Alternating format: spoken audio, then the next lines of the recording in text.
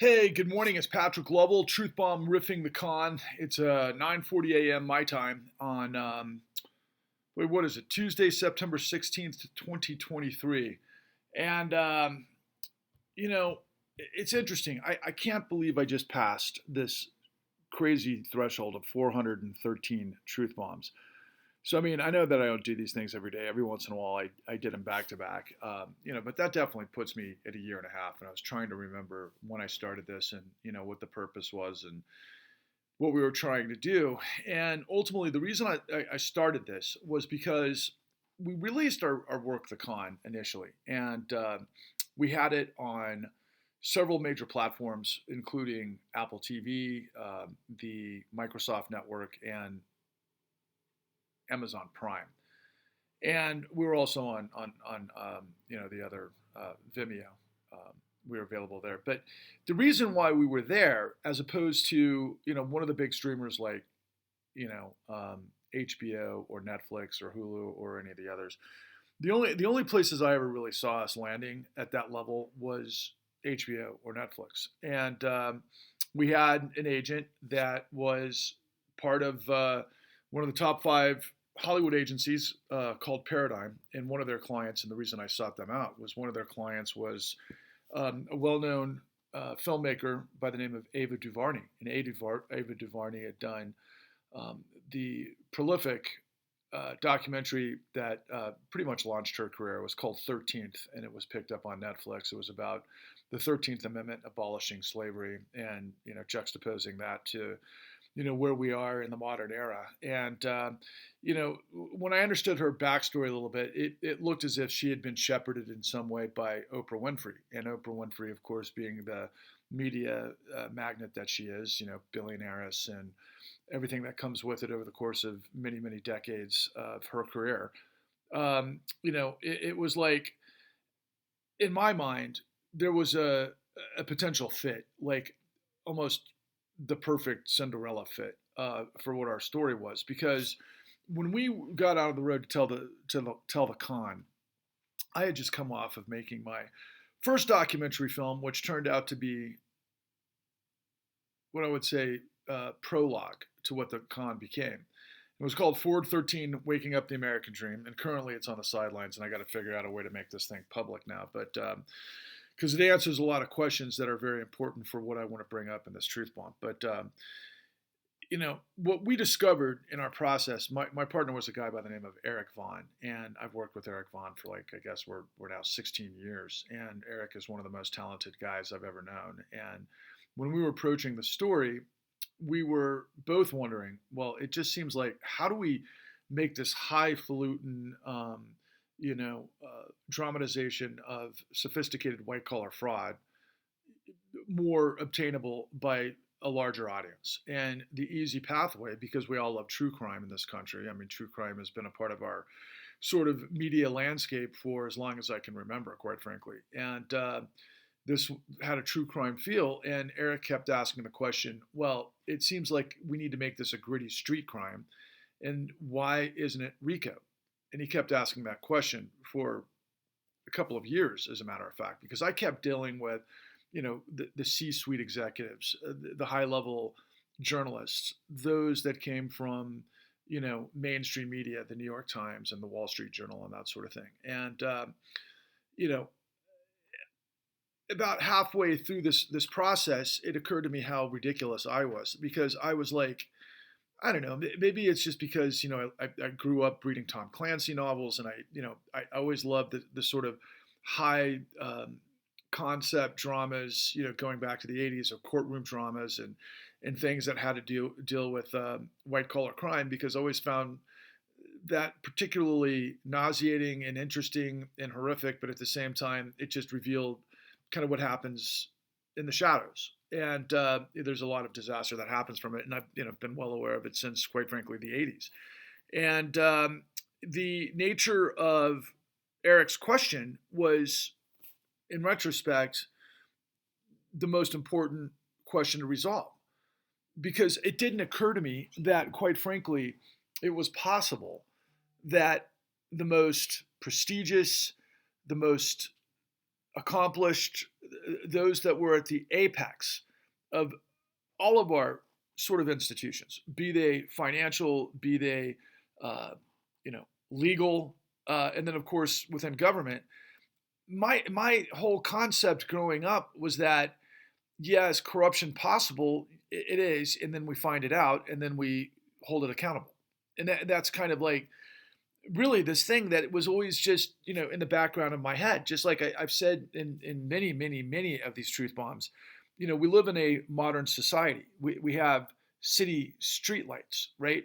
We have airplanes, we have buildings and elevators and escalators and all manner, shape, or form of technology in one form or another that has to operate, with the integrity of the way it's designed based on the system. Otherwise, we're going to have disasters all over the place, and that would be ridiculous, right?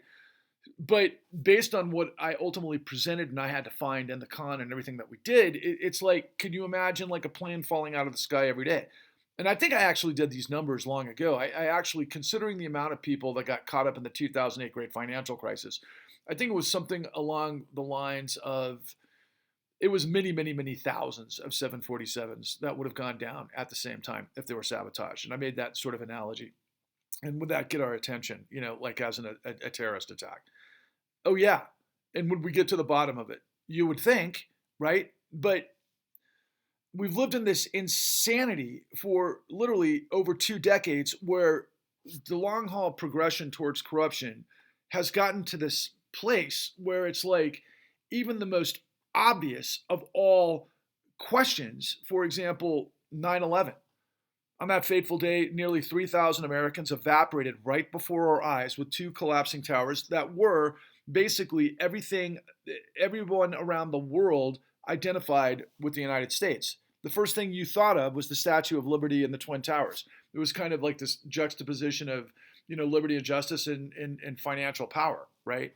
Of course, bin Laden understood that, which was part and parcel of why Al Qaeda struck the towers. But all of the question marks that we've known for decades that are public. This isn't getting into the semantics and the sort of crazy, interesting, but at the same time nauseating, truther architecture and everything, and the design of the buildings and all of those sorts of questions that came out of 9/11.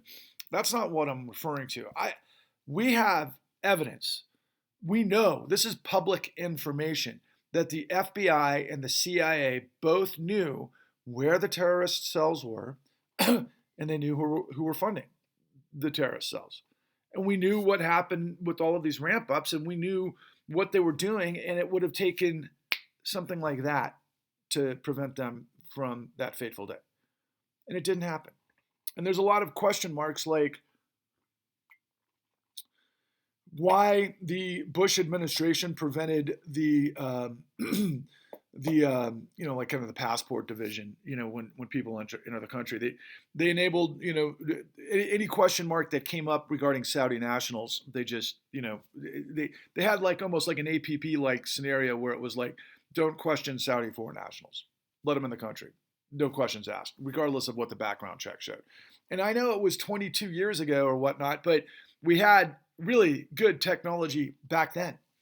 And again, the intelligence apparatus of the United States is giant. And there's no way in hell that should have happened.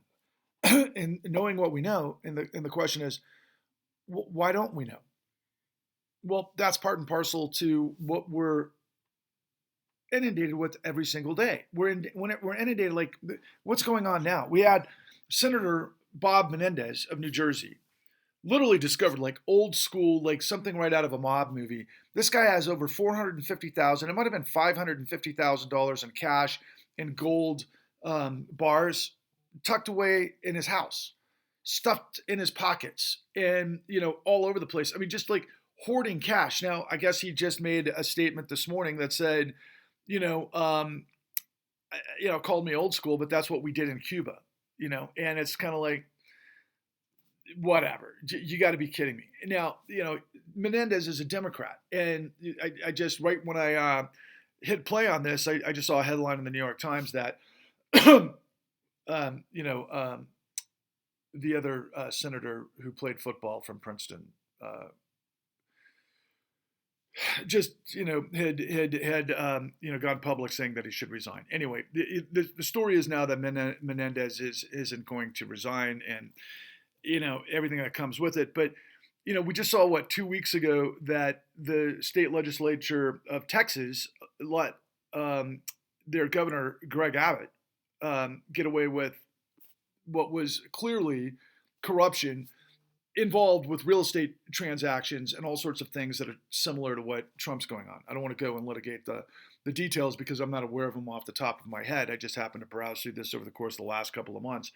And, so here we have this bipartisan approach to corruption that's in our face. And both of these guys are like, yeah, good luck. When you have a whole systemic scenario that's working for the corruption, they're not going to purge the corruption. And what that brings us to is we have to have this massive revelation given, just a couple of small points that are huge points that I've just brought up in this truth bomb that, whether it's 9/11 and the media not asking the right questions, which is just ridiculous. I mean, what we look back at 9/11, we all accept the fact that there were no weapons of mass destruction, that was a setup, that we went to the UN and then we sold them a bag of goods to justify an invasion of Iraq. And there's all sorts of crazy bullshit behind that because of the Bush administration, what happened in Gulf War I, and everything else. But the bottom line is, it's just like, wait a second, the full faith and credit of the United States in front of the world was selling a bag of goods and the media was going along with it. And that was part and parcel to, letting Saudi Arabia skirt whatever its responsibility was. Now, please be aware and understand clearly, I am not suggesting that Saudi Arabia was the brainchild of 9/11. I don't think they were. Just like I don't think Donald Trump was the brainchild of all things January 6th. I think both went along for the ride and did what they were told to do, quite frankly, by an apparatus much more sophisticated and engaged that has a lot more resources than the aforementioned. Now, in both cases, though, as a result of having let Saudi Arabia, skate in the past 20 years and everything it means by way of really the energy paradigm of the world, not to mention the financial paradigm of the world, and all that comes with it. We've created a Frankenstein that is ridiculous in Saudi, but we've also done the same thing with Donald Trump, because the wheels, the machine of justice isn't moving fast enough to keep up with the nauseating sort of strategic execution of these incredibly sophisticated hierarchies that are incredibly well funded for an outcome that most of the American people are at their wits' end, or they don't understand, or they can't get involved because they're too busy supposedly taking care of their family and trying to survive. But everybody is expecting someone to save the day, and no one's coming to the rescue because we're that corrupt. And if you look at the presidential campaigns, basically the way it's set up right now, I guess there's going to be a second Republican debate. And, the headlines are everybody's running for second place because Donald Trump's so far ahead in the polls. And of course, it was just released yesterday that Donald Trump is way ahead of Joe Biden, which is absolutely insane considering the 91 indictments and everything that we know Trump has been involved with, not to mention everything that you see, on social media, particularly as it relates to Jared Kushner, his daughter Ivanka, and their relationship with the Saudis, and of course Steve Mnuchin, his Treasury Secretary, that has pulled off a $4 billion deal with his hedge fund, through the Saudis, and of course Jared Kushner and Ivanka, another $2 billion. The amount of corruption in that particular space, given 9/11, is insane. And it goes back to what I've been talking about in my truth bombs a lot, going back to last summer, when Donald Trump said on the eve of the Live Golf tournament at his Bedminster golf course in New Jersey, of course, he said, nobody got to the bottom of 9/11, so what are you going to do? As right at the edge of the golf course, before the gates, before you could get into his private club, were the families of 9/11 protesting what an insane scenario this is, to draw attention to the fact that the question of Saudi Arabia has still not been resolved. And all of that in its own right is just sickening to me and ridiculous that this is our reality. And everything that we're seeing over and over and over by way of Donald Trump. But what I'm suggesting, and I think many of you've got to be concerned about, and I'm concerned. Look, I've done 414 of these truth bombs. I go back a year and a half. I've got like 687 followers on YouTube, right? Now, I've mentioned before that we've reached over 7.5 million views on TikTok through the same sort of version on TikTok of what we've done with Patrick Level Truth Bombs the Con, but it hasn't stimulated a movement. It hasn't, our step 1, step 2, step 3 to get people in what we're doing, which I continue to say is a tidal wave crusade to purge corruption. And, I need, and I've said millions upon millions of people. And, a year and a half into this, I've got 687 followers. At this stage of the game, I feel like I should already be at least 1 million. Considering the information that I have and considering the information I continue to tell you, because what I continue to do is I continue to look at the headlines, what's going on, refract and interpret what everybody is talking about in context to what it is that I am providing you, in context to what everybody already knows, that the system is corrupt and everything is rigged. And yet nobody knows the details and nobody can do anything. And there's a paralysis out there. And it's like I'm speaking Japanese to the American people that just aren't getting the message that there's this impenetrable bubble around people's heads where they have to actually go to where all of the other people go, which they're getting played. And let's think about the presidential campaign on several different fronts and why you have to understand what I'm telling you is there is no more time. The sand has run out of the hourglass. And what I am telling you is the answer, if I can somehow maneuver you into understanding that there's got to be 1 in 100 of you out there that are ready to fight for liberty and justice for all and sustainability and the integrity of the system to usher in a clean new deal such that we can get out of this dark era and we can, run to the light or drive to light and bulldoze to the light and break open this cavernous of deception and this darkness of evil to be able to get to what is just so simple at the end of the day. It's unbelievable how easy this is of what I'm trying to tell you because systems have to operate with integrity. And like I said yesterday, nowhere does it say in the Constitution, nowhere does it say in the statutes, nowhere does it say throughout any part of history that our entire financial system was set up such that the central bank, the Federal Reserve, the full faith and credit of the United States would be used to guarantee corruption, to guarantee racketeering, to guarantee fraud, to guarantee theft, to guarantee betrayal. That's not an American trait. None of that has anything to do with the principles of our government based on a revolution against tyranny to create separation of powers such that the government is of, by, and for the people. But for that to happen, you have to have the people informed, which means you have to have a media that provides real journalistic introspection investigations into truths that hold power to account, which we haven't been doing for decades. Why? Because of like what I said yesterday, and I've said probably 15 times in these truth bombs throughout, these truth bomb riffs, that the likes of CEOs like Les Moonves at CBS and President Jeff Zucker at CNN and all the rest of them at the time period when Trump was coming up after he was, basically the namesake of a really ridiculous reality TV show that was, on CNN, NBC on Sunday nights called The Apprentice. Of course, most of us are aware of that. And these executives were like, well, he's good for ratings. Don't worry about what he is and what he says and what he does. He's good for ratings. And so when the CEO says that, do you think the news divisions probably play by those rules? Well, obviously, if you look in the rearview mirror, that is a rhetorical question. But further, going back to just corruption being so out in the open and accepted that the likes of Bob Menendez aren't embarrassed by their behavior, they're like, no, I'm not going to resign. and you're not going to get me anywhere. You're not going to be able to remove me because I've already built my network and probably my judges and everybody else around me. And I'm at the apex of this whole thing and everybody's getting paid, just like a mob boss, right? And same with Greg Abbott down in Texas. Two sides of the same coin.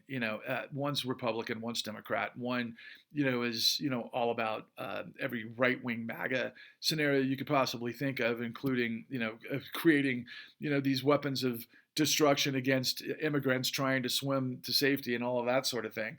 And that's horrific. But who ultimately exploits the immigrants when they come in? Greg Abbott's funders, for example. And I'm from Texas, and I know Texas inside and out, and I know how it works and how it's worked my entire life. So I could go on about that. And Menendez, same thing in New Jersey. I mean, my God, we've seen, mafia story and film and series and everything else, and it's always got some sort of foothold or toehold in Jersey, right? I mean, Jersey is like the mob capital of the frickin' world, right?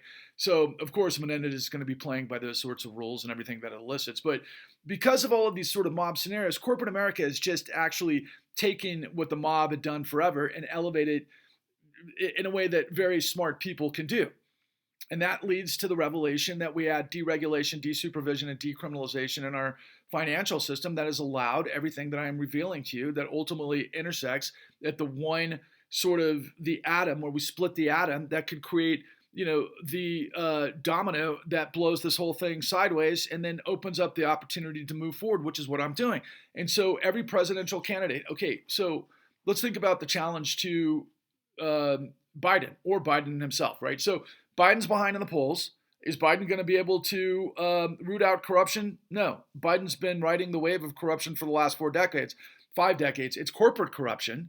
And it's mob corruption, and it's in Delaware and LLCs and all of the other things that go with it, and prison industrial complex and, credit cards and all of the things that, Biden's been, paid by for his entire political career. So is he going to change the corruption? I mean, he said he would, and is he a good guy compared to Trump? Oh, yeah, he is. And do I like him a lot more than Trump? But I'll give you another example of where Biden is in context to the other, existential crisis, which is the climate problem, right?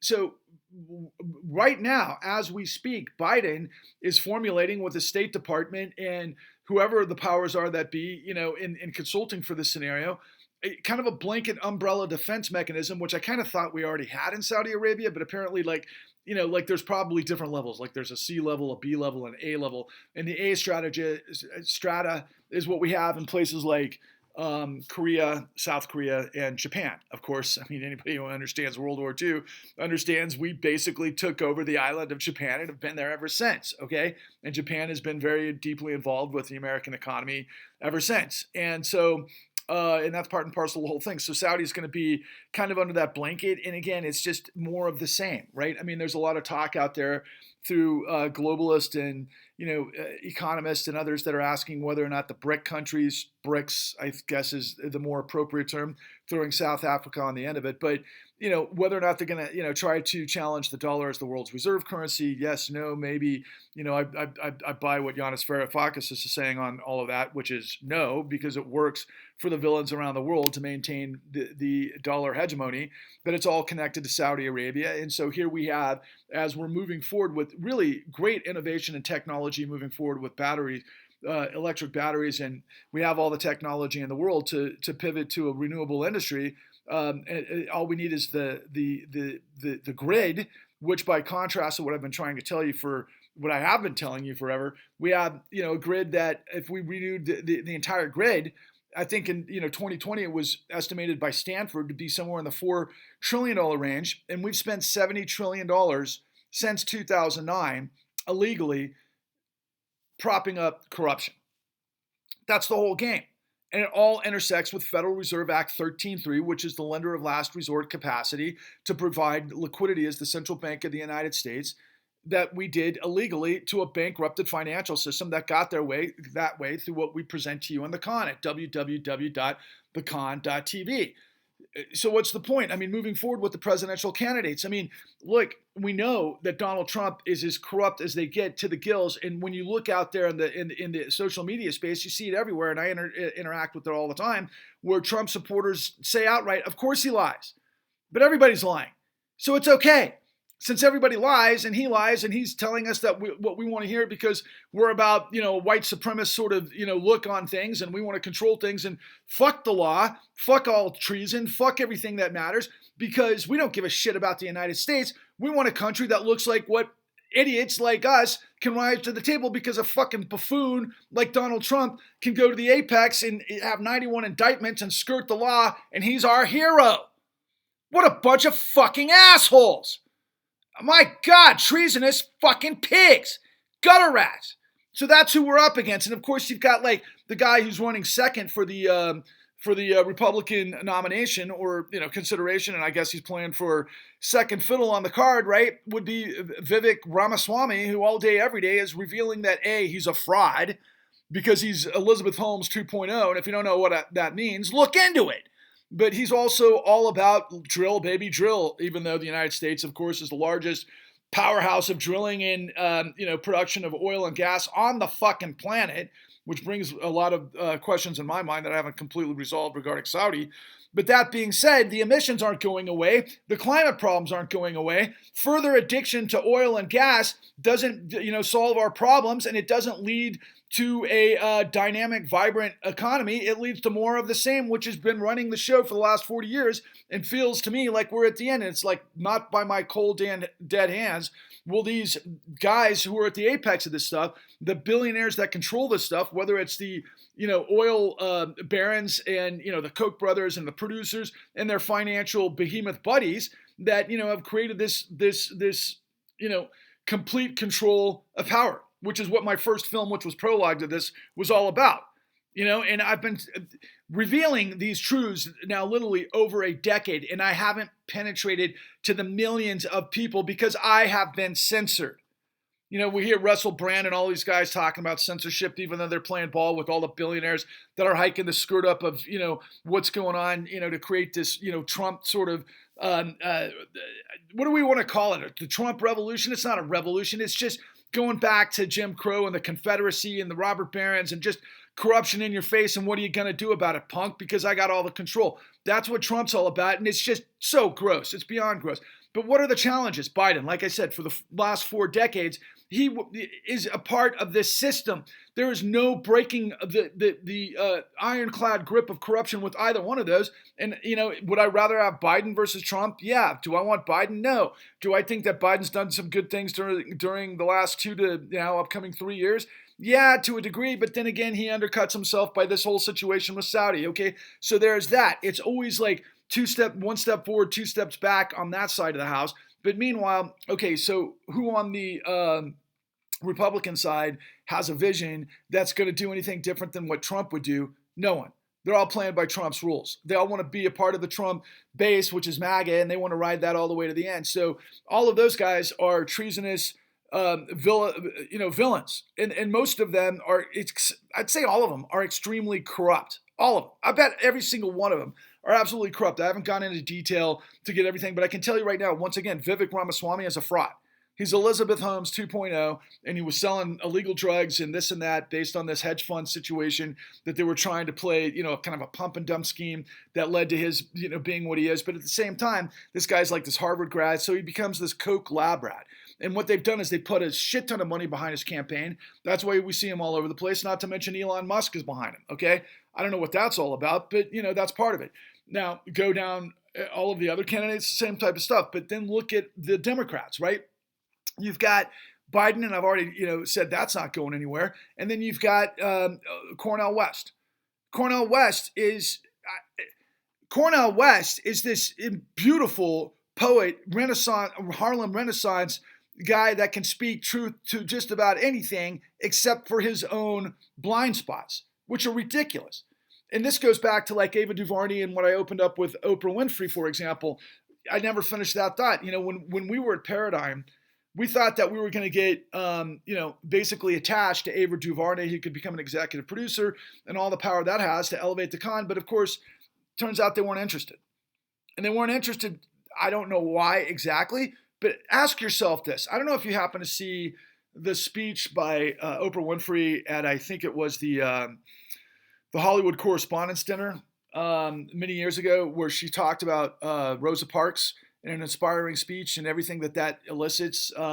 And I can't remember what the details were, but I know that her heart was in it, and she has been her entire career in the obviously all things civil rights movement and all things that would make you what you are if you're an African American, right? So it seemed like it would make all the sense in the world that through our story, when we discovered Addie Polk, a 91-year-old African-American woman who owned her home, who, as it turns out, had her house stolen, and she had to end up, and there's a way that works, which is in the con and everything else that we put out there. It's called straw buying. But Addie Polk was being evicted by, decent sheriffs that had no idea what was going on. That the sheriffs were actually complicit in a crime ring that they didn't understand because they were just doing their job. So they evicted Addie Polk, this 91-year-old African-American, who ends up having to shoot herself in the chest 5 times instead of go homeless. But through her story, through her tragic story, she led us to this miracle that we discovered that the AG of Ohio put together a task force that got a RICO conviction of the only RICO conviction of a regional player that was doing the exact same thing all of Wall Street was doing. And so we thought that through Ava DuVernay and Oprah Winfrey that they would be interested to show that 55% of African American household wealth evaporated because they were targeted by Wall Street in this entire incredible crime grift that basically set millions up to destroy them. And boy, did they. And then they walked with tens of trillions of dollars. But see, therein lies the problem. Because the guy that let Wall Street get away with this was another protege of Oprah Winfrey, none other than Barack Obama. And of course, Eric Holder, the first African-American president in history and the first Department of Justice Attorney General in American history, betrayed the sum total of African Americans. And was Oprah going to be the one to let that be known? Well, apparently not. And so she and Ava DuVernay, because they're such the gold standard of integrity and dignity, since they would turn their backs on an African American 91-year-old woman who was the ultimate expression of the American dream, that they turned their backs on. Why? Because Oprah is a billionaire? Might that be the reason? Well, let's take it a step further. Okay, so what else in the grand scheme of things censored Patrick Lovell and the con? Well, as it turns out, because I'm telling you everything about Federal Reserve Act 13.3, well, as it turns out, the company that was put in place to manage the emergency stimulus program of the federal government through, and that's almost a misnomer, but that's what it was, through the Federal Reserve. And if you know anything about the way the Federal Reserve is designed and who it answers to and everything else, you should be asking some serious questions when I make that statement. But what the Federal Reserve did is it backdoored illegally $30 trillion in 2009 to a bankrupt system that got that way based on the fraud that we show you in the con at www.thecon.tv that generated tens of millions of illegal documents and getting people into homes because of the nature of the pipeline. And then ultimately the same thing was used in the grift to foreclose illegally on the same people that got set up. And there were so many different types of people that were in this, not just assholes who were biting off more they can chew, good people who actually trusted the system and they got destroyed. And then ultimately the guys that destroyed them did it with illegal documentation fraud, just like what we're seeing that Donald Trump is guilty of by way of what the DOJ is saying and the congressional investigation and everything else. Yeah, there are laws that prevent this sort of thing and there are remedies, but it's whether or not the government actually has the will to use its firepower to overcome corruption, which it hasn't done. And nobody in media and nobody in the system, in the financial system, has done it, and nobody will. Nobody is a challenge to this. So going back to Cornel West, you would think Cornel West would be, a drop dead, lay down for wanting to know everything that there is to know about the systemic racism and predation that led to $29 trillion being backdoored to the system that destroyed everybody, and especially people like Nina Turner who are always, barking on the likes of X, where they're saying things like, "Oh yeah, we got to get reparations for the grandchildren of slavery." Meanwhile, the largest key tam in history is the con. And the numbers based on precedents, just so you know, the con is worth something like $4 trillion based on what we put together, based on the illegal bailouts, and based on what yours truly knows. I'm the only guy in the country that has all these answers. Not the big, $30 million a year paid Rachel Maddow, or however many tens of millions of dollars that Tucker Carlson pulled off at Fox, and now behind the scenes with all these billionaires to lie and do everything that they do, and then switch lie, deny, switch the blame, and implicate, and do all this sort of circle the wagons around Russell Brand based on what Russell's in the midst of, because Russell's playing ball with them because that's their consortium with Putin and and Trump. Okay, so I mean, Cornel West talks about systemic corruption. He talks about Wall Street. He talks about corruption in the Supreme Court. He doesn't provide us details. And what I've provided him and everybody else are details of which he won't take the time to understand what could actually do what he's claiming he wants to do as a presidential candidate. So he's not legitimate. What about Robert F. Kennedy Jr.? Robert F. Kennedy Jr.'s entire platform is corruption, but it's skewed towards what he knows, which is pharmaceutical corruption. And plus, he's gone off the deep end so many times it's hard to count. He's not a real deal. And my big question for Robert F. Kennedy Jr., even though I like what he says about the CIA, and I know he's environmentalist, and that really was appealing to me. And he's in shape, great guy, married to a really great actress, and seemingly like a cool factor that would be great to have as president when he first came out. And then I started to get to know him a little bit and some of these strange things behind the scenes. But the biggest thing that I would like to raise the attention on anyone who's watching this and spread this around and understands what's going on is Bobby Kennedy working with Russian oligarchs who are funneling money to his campaign vis-a-vis crypto and blockchain. I want to know. I'd really like to know. I've got a good feeling that, a good sense that that's a real possibility. And if it is, would that explain why he's completely anti-Ukraine? And I mean, there's a lot of legitimate reasons for not wanting to spend billions upon billions of dollars in Ukraine because of all the problems that are happening in the United States and everything else. But then there's this other side is, Putin on the march, and he's going to get more resources and more leverage, and we return to a oligarchical, Soviet Union kind of thing. I mean, those are all the things that are, playing out right now. But at the end of the day, you've got a guy who, like Cornel West, isn't capable of defeating corruption, not even remotely. Marianne Williamson, I've sent Marianne Williamson directly the information that we have. As she picked it up the phone call and called me and asked for details, and all the people I have access to that I've showed in a lot of my Truth Bomb riffs, as well as things I've done in my podcast like the new Untouchables. Has Marianne Williams wrapped her head around the fact that Federal Reserve Act 13.3 was used illegally and how we know that? I've got every piece of information on this that proves exactly what former Federal Reserve Chairman Alan Greenspan knew, and how he was supposed to mandate all of this stuff based on HOEPA statutes, and ultimately how he went through the end door through a hedge fund and then left it to Bernanke and Paulson and Geithner, who ultimately foamed the runway for the crashing financial system with the American people illegally. Then nobody, Anderson Cooper, who gets paid tens of millions of dollars and who was a Vanderbilt, and of course, it's never going to come from the right. In fact, I can tell you that Sean Hannity is involved with a lot of this stuff himself, by the way, and I've got information on that. Meanwhile, nobody is legitimate. Nobody can fight the problems that we are experiencing. I have gone on this journey for the last 13 years to put all of the pieces together. Now, am I running for president? I'm not. But ironically, my resume has more, shall we say, upside than anyone running for president.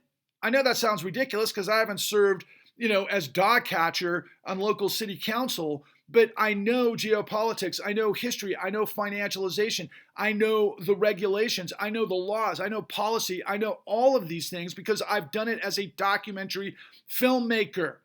I understand who and what and how the power operates and what they do and where everything is in the context of what science is, given us over the course of the last 30 years. We are in a, when I think about this stuff, I think how ridiculous it is. That I think that I say these things like, I'm not Moses, I'm not Jesus, but I am the producer, and I'm leading, exodus against corruption, and I'm trying to create the resurrection of the American dream, because literally it's right there in front of us. All we have to do is purge the pollution of corruption. America, you have been played. They are pissing on your head, telling you it's rain, and you listen to it, you buy into it. I know so many elderly homeowners that have gotten destroyed that know a lot of this stuff, and they become Trump supporters. It's Stockholm Syndrome. And they don't know where to turn, because you have to have momentum. You have to have an audience. You have to have millions of people buying into what you're saying for other people to pay attention. That's just, I guess, what we are as a species. And I've got all of the answers that they've all hidden from you. And what am I trying to do? Well, I'm leading a civil rights-like movement that's like what Bernie used hyperbole to say, we need a revolution, right? Against the billionaire class. Yeah, we need a revolution. We need a revolution. But the revolution that I'm talking about is short of beheading all of the bad guys, because you don't need to. And plus, I'd rather resurrect the system of the law to take their money and throw these motherfuckers in jail, which is what the whole system is supposed to be about. If you could purge corruption. And so what the tidal wave populist crusade to purge corruption is twofold. It's really twofold, but it has a lot of different ingredients of how this whole thing's going to be. The first problem is the media. We've got to overrun the lies in media. And so I've got to create a podcast, which I've already done. And if you go to Patrick Level Truth Bombs the Con, you'll see, versions of what I've done with, the likes of Yanis Varoufakis and Bill Cohen and Michael Hudson and some of the greatest minds that there are. And I've got access to others that can provide the information and the details in a way that nobody else can. And well. And so we have to raise money for that. And we have to be a 501c3. We have to be a nonprofit, because there is no profit in truth. There's only profit in lies. That's what all of these guys have proved over the course of the last 15 years, is that you can't tell the truth. Oprah Winfrey won't let you tell the truth. Obama won't let you tell the truth. Netflix won't tell the truth. HBO won't tell the truth. HBO used to be the gold standard of documentaries, and they've got an infomercial for Donald Trump right now, given everything that Donald Trump is in the mix of. If that's not the ultimate revelation of what, look at their actions, not what they say. Nobody has credibility. Everybody is working for corruption, because the corruption comes from the system. And so we've got to raise money for the podcast.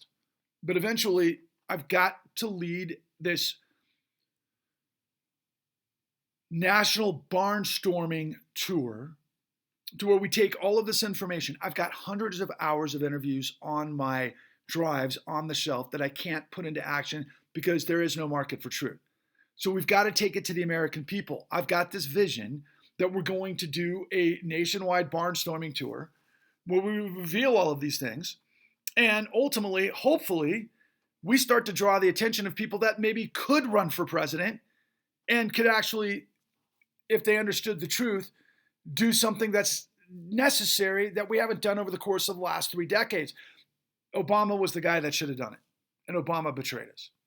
What's my vision? What am I thinking? I can tell you there are celebrities, for example, like Dwayne Johnson, who, if he had this information and understood it, would be amazing. But would Dwayne Johnson's gatekeepers let me get this information to him right now without millions of people already being in the mix? There's no way. It's too much of a risk for somebody who, depends on Hollywood rates.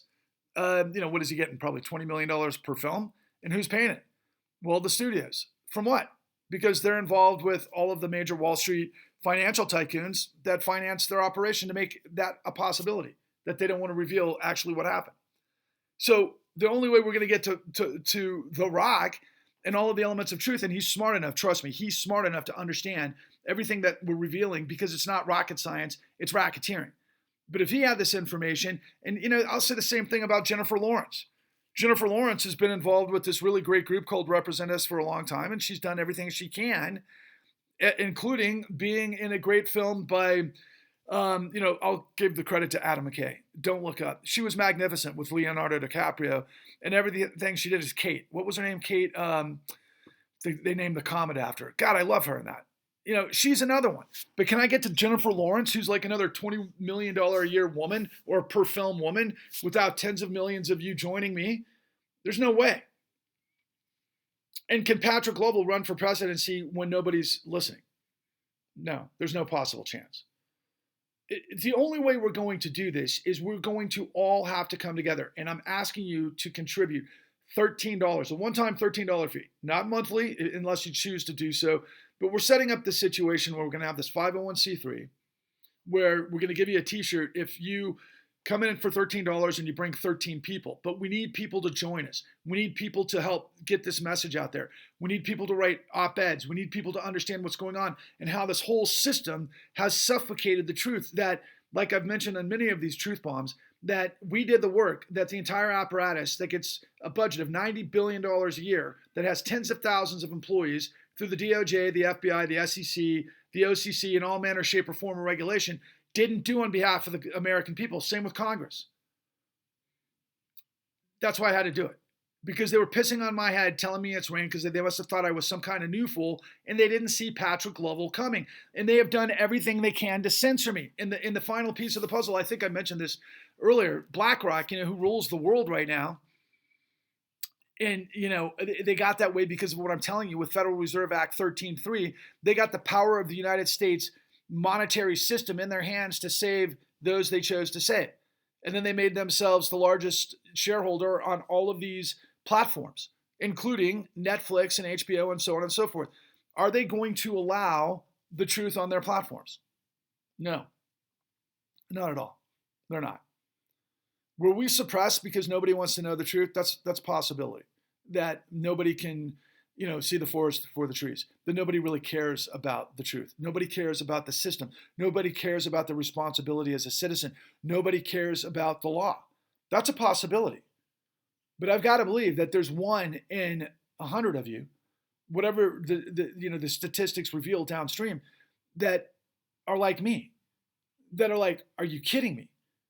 That we have to have the rule of law, that no man or company or person or company is above the law. Especially, you have to do the investigations. That if you're going to have institutions and you're going to pay for them, they got to do their fucking job, which they didn't. We have got to have a revolution. And you might ask yourself too, and this is the final thing I say, well, but what about Bernie Sanders and what about Elizabeth Warren and what about AOC? Bernie said Wall Street's business model is fraud, and then he never followed up with it. Bernie Sanders rode the Occupy Wall Street wave to ultimately tap the right sentiment at the time, which was all about our financial system. And then for whatever strange reason, someone got to him and said, you got to pivot. And he did. But in the process, he was able to exploit $169 million, $180 million from that presidential campaign, making promises that he never kept. So Bernie's not going to do it. Even though Bernie is responsible for us knowing a lot of this information, by the way, but he's no threat to corruption. He's in the sunset, man, and he's just a guy that is going to tell people what they want to hear and sell books and remind people, but he's going to do it through platitudes. What about Elizabeth Warren? She's probably as big of a disappointment to me as Barack Obama. Less so, but more so in some ways. Elizabeth Warren is a very smart, very intelligent. She knows exactly what the hell's going on. And someone got to her. She's played the political game. She plays by the corruption's rules. She is not a threat to corruption. And if you think she is, look around. Nothing's stopped. It's gotten worse. AOC? What about AOC? AOC is about the magazines and keeping her place, right? I mean, literally, she is not a threat to corruption. She said, running, that she was going to go all in, but she's completely betrayed her her voters. Period. She's not a threat to corruption. I've tried to get this information to all of these people. I can tell you firsthand that Elizabeth Warren met with the people that are in the con. She didn't meet directly. She had her staff meet, and they ignored it. They pushed it off to the side because nobody in government or power or media or anywhere else above the line can tell you what Patrick Lovell is telling you. That Federal Reserve Act 13.3 was used illegally to pump now $70 trillion to a financial system that's corrupt, that uses all the techniques that we show you in the con. And then as a result of it, you wind up with Bob Menendez and Abbott and everybody else who's corrupt. And then, of course, Trump. They're all in the Game of Thrones fight to, basically take over the Iron Throne. And when you get the Iron Throne, you get the Iron Bank. That's the White House and the Federal Reserve and Congress. And do you not know that SCOTUS is corrupt to the gills? Look, how long have I talked? Jesus Christ. Almost an hour. I didn't want to. I wanted to keep this short. I wanted to keep it happy. I wanted to keep it flying. But guys, there was over 10 to 13 million victims directly of the 2008 great financial crisis. What am I talking about? There was like 100 and 130 million people directly. And so if we can reach 10% of that audience and they all donate $13 a piece and we morph this like the tidal wave populist crusade that I'm envisioning, and we get a war chest of $169 million, we can do this. We can create a new party. We can elevate the truth above the madness of lies. And by the way, it sounds like a lot of money, but to run for president these days, you have to have $1 billion in your war chest. We're up against the gauntlet. We're up against the most. I used to think it wasn't complicated, but it really is. These guys are incredible. And man, are they engaged. And everybody knows how to get their palms greased. And they've got complete control. I mean, looking back at my career and my life and everything else, it's like you go to the Ivy League, you come out and you're part of the club, man. Play your role. Everything will go your way. Just do what we tell you. Okay? Do what we tell you. And everything. Did you guys know that Jamie Dimon and Chase just agreed this morning to a $200 million fine for the Epstein situation? Did you know that Leon Black, who was the guy who was the main investor, agreed to like $110 million, I think it was? And I think, let's see, who else was in on this whole thing with Epstein? These lawsuits. It was Chase, it was Leon Black, and it was Epstein himself, the Epstein Foundation. I think it was another 100 million, 69 million, something like that. Yeah, that are going to the victims. Okay, 200. I don't know, what are we talking about there? I can't even do the math because I've talked for so long. We're over $300 million, right? 350 million, somewhere in there. Did you know that they basically, just like Fox paid $787 million because they didn't want all the details known, in a public trial, everything that they did with regards to the insurrection. Jamie Dimon and Chase, the largest bank in the United States, who the New York Times likes to prop up as the legitimate guy and, the kind of the godfather of Wall Street, if you will. That's the way it kind of works out in terms of the press. Yeah, they just paid $200 million for propping up Epstein for 15 years. What's that mean, people? The largest bank in the United States was involved with this giant sex trafficking situation. Oh yeah, that, by the way, got many of its masseuses from none other than Mar-a-Lago. And oh yeah, by the way, where did Donald Trump get his wife from? Oh yeah, Jeffrey Epstein. Guys, it's fucking sick. How much more can you take? I'm sorry I went on forever. I wonder how many of you are going to watch this. Can this go viral? I'm blocked on X right now. I don't know how I'm going to get it out there. I'm just going to leave it there and see who finds it. And maybe somehow, some way, people are going to start sharing this stuff. Because Patrick Lovell has got the truth that can take it all down. I do. And why have I been so tenacious? I've said I'd finish with this and that and everything else, but I got to make the final play. Guys, I've lost everything in the pursuit of this. I lost my family, my son being this American, all-American, a great athlete and everything. It was all collateral damage. I went through this nasty divorce. My son turned to, smoking so much pot. I mean, he was like, he could have been in the back bus with Cheech and Chong back in the day, and I was like, oh my God, this whole thing just slipped through my fucking fingers. And I keep thinking to myself, the truth has no value. I've got the $29 trillion truth.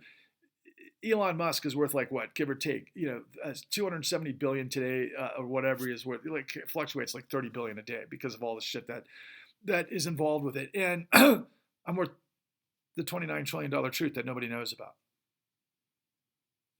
500 years from now, somebody's going to write some fucking parable, that is based on. I don't need that. I don't want that. I don't care about that. I don't want history to figure out who I was long after I'm gone. I need to wake up tens of millions of you now to join me arms. If you, me, and everybody you see who isn't a Nazi, who believes in dignity and decency and integrity and liberty and, of course, sustainability, and we merge in unity, we will defeat the tyranny of misery to usher in the Clean New Deal, which is what this is all about. This is a voice in the wilderness, a dude named Patrick Lovell who has all the answers, who, if millions of you understood how this works, we'd break through the diabolical deception of corruption. The greatest trick the devil ever played was to convince the world he didn't exist. Failure is not an option. Rise, roar, revolt, onwards and upwards.